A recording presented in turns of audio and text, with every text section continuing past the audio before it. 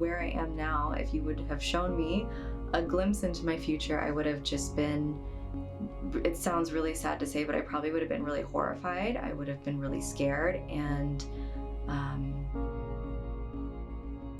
my name is Lauren Eyrich. I'm 31. I'm a health and wellness coach and a former IFBB pro and 2-time Olympian. I started floating because I was an IFBB bikini pro and I was really hard on my body, exercising a lot, and I needed some place where I could relax, give my body a break, take some of the weight off of it, and it's a place where I can just quiet my mind and kind of settle in.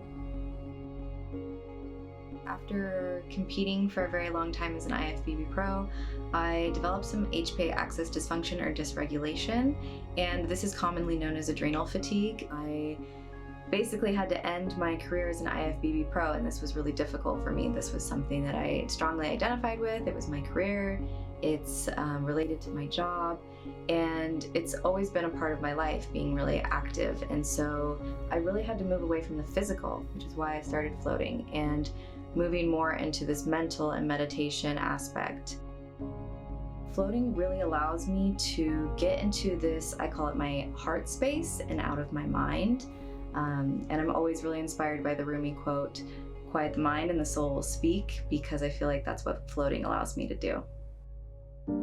The mind is just this chatter, and it's so many things that I realize that I am not. And so when I'm able to get into this heart space, I'm able to align myself and my actions with things that I find very healing and beneficial to my life.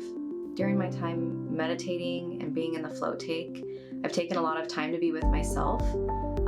It hasn't always been easy. It's been a little bit intimidating and scary at times, but it's been incredibly rewarding to go on this journey to my inner self. I feel so much happier and so much healthier, which is amazing, because when I was in the midst of all this, where I am now, if you would have shown me a glimpse into my future, I would have just been, it sounds really sad to say, but I probably would have been really horrified. I would have been really scared, and